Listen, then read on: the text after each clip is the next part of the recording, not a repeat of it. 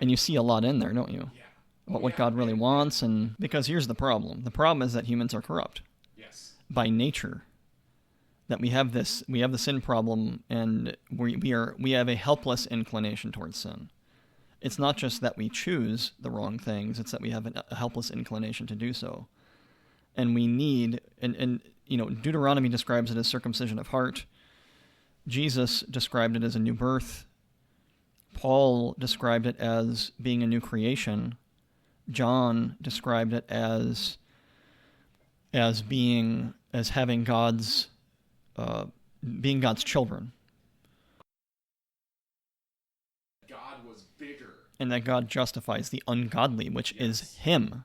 Yes. That he is the ungodly. Yes. And you see that in Psalm 25, when David says, "You will teach sinners in the way," and in the middle of the psalm he says, "Forgive my iniquity, for it is great." He recognizes that he is the one that needs to be justified before God. He needs to be declared righteous before God. Yes.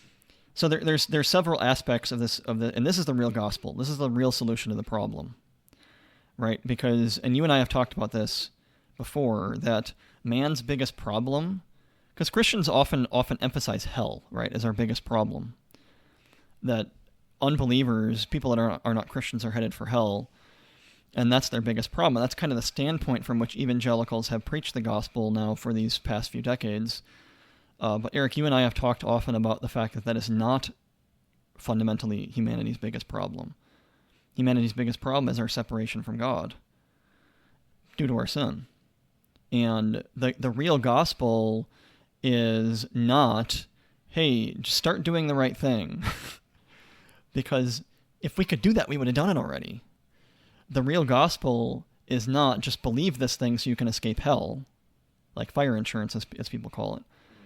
The real gospel is come back to God, come back to your Creator, and he will give you a new heart so that you can do the right thing. And he will declare you righteous before him so you can actually walk with this holy Creator.